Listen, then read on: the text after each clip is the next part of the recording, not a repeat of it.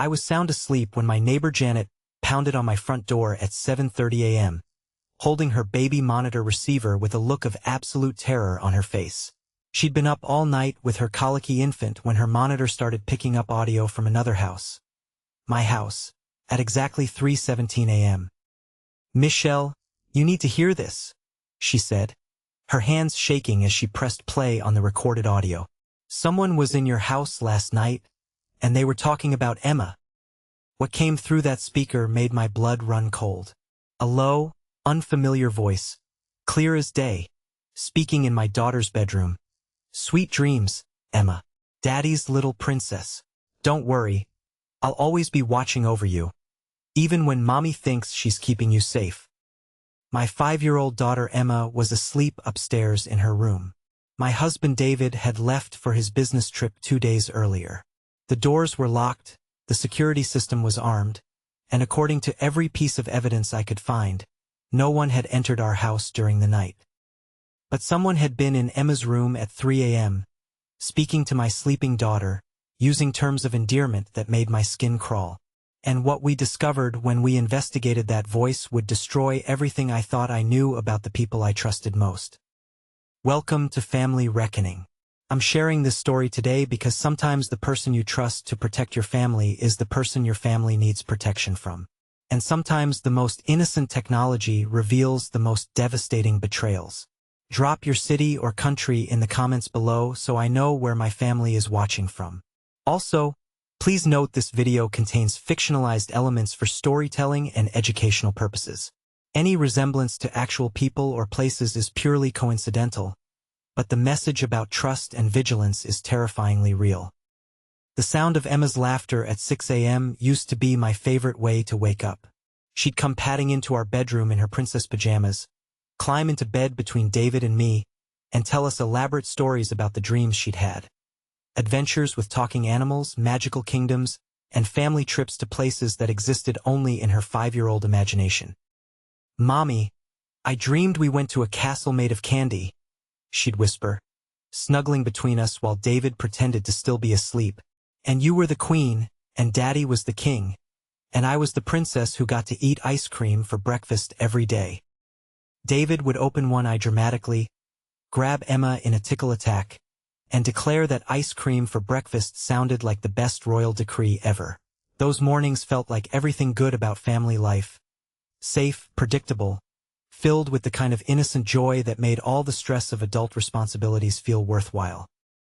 We'd moved to Maple Street when Emma was 2 years old, specifically because it was the kind of neighborhood where children could grow up safely. Tree-lined streets, well-maintained homes, neighbors who knew each other's names and looked out for each other's families.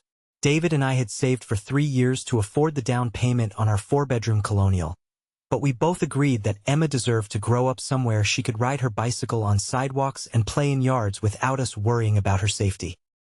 Our next-door neighbor Janet Morrison had become one of my closest friends over the past 3 years. She was a stay-at-home mom with a 6-month-old baby, and we'd bonded over the shared experience of managing work-life balance while trying to raise children in an increasingly complicated world. "It takes a village," Janet would say, watching Emma help her tend to her garden while baby Tyler napped in his stroller. "I love that our kids are going to grow up together, that they'll have the kind of neighborhood childhood we remember from when we were little." Janet was right.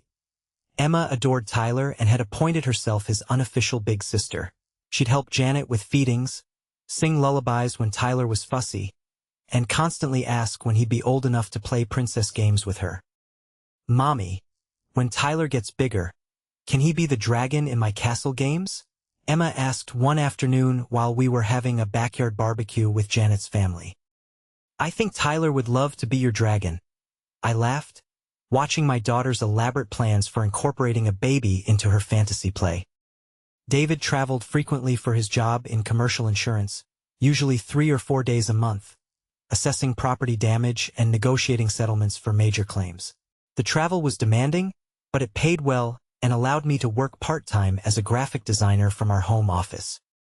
"I hate being away from you and Emma," David would say before each trip, packing his suitcase with the resigned efficiency of someone whose job required regular family separation.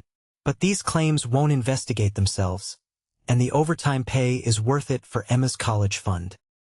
During David's business trips, Janet and I had developed a system of mutual support. She'd check on Emma and me in the evenings, and I'd help her with Tyler during the day when she needed to run errands or just get a break from the constant demands of infant care. It's nice having someone I trust so completely living right next door. I told David during one of our evening phone calls, while he was investigating a warehouse fire in Ohio. I never worry about Emma's safety when you're traveling because I know Janet is always available if we need help.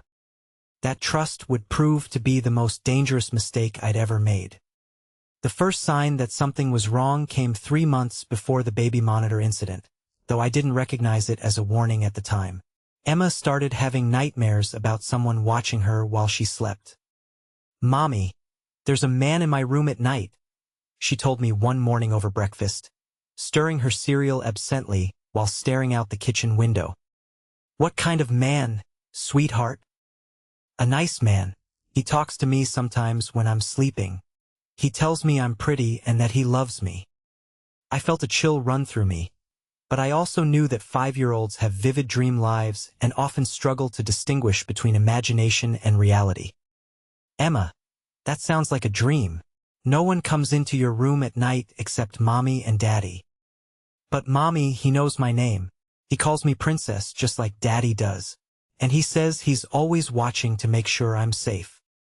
I questioned Emma gently about these dreams, trying to determine if she'd seen something real, or if her imagination was creating fears based on stories she'd heard or movies she'd watched. But her descriptions were consistently vague. A nice man who talked to her, who made her feel safe, who promised to protect her. "Has this man ever touched you or asked you to do anything?" I asked, using the careful language that parenting books recommend for discussing personal safety with young children. "No, Mommy. He just talks. He tells me stories sometimes about when I was a baby, about things we did together that I don't remember." Stories about when she was a baby, things they'd done together.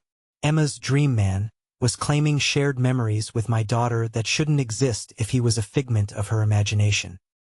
I mentioned Emma's nightmares to our pediatrician during her routine checkup.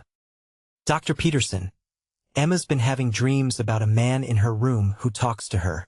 Should I be concerned about this?" "Night terrors and imaginary friends are very common at Emma's age," Dr. Peterson assured me. "Children often create fantasy relationships with protective figures when they're processing anxiety about safety or family changes. Has anything stressful happened recently that might trigger this kind of coping mechanism?" David's increased travel schedule qualified as a family change that might cause anxiety. Emma missed her father when he was away, and it made sense that she might create an imaginary protector to fill the emotional gap during his absences. But the dreams didn't stop when David was home. If anything, they became more specific and detailed.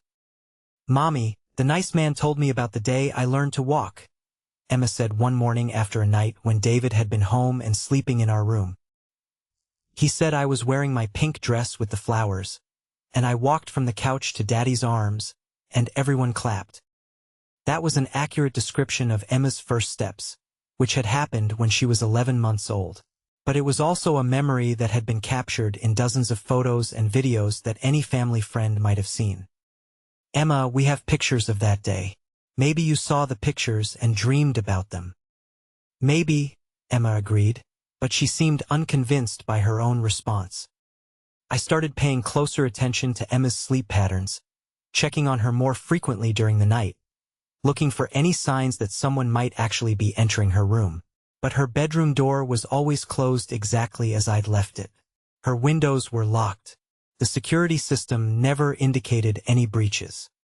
Whatever was happening with Emma's nightmares, it seemed to be entirely psychological, the product of a 5-year-old's active imagination combined with anxiety about her father's frequent absences.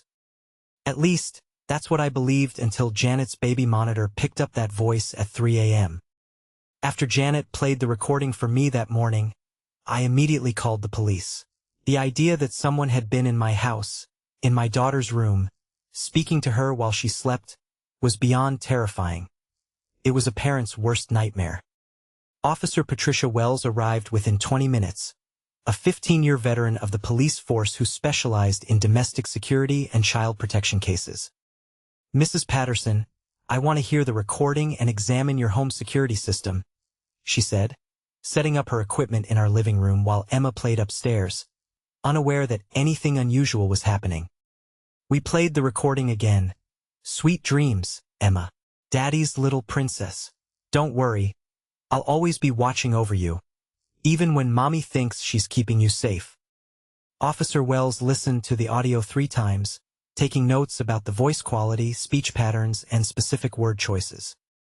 "The voice is definitely male, probably middle-aged, and he's speaking softly as though trying not to wake anyone else in the house," she observed. "He's also using intimate language. Daddy's little princess suggests either a family member or someone who's been around Emma enough to know her father's pet names for her." "Officer Wells, our security system shows no breaches last night. All doors and windows were locked.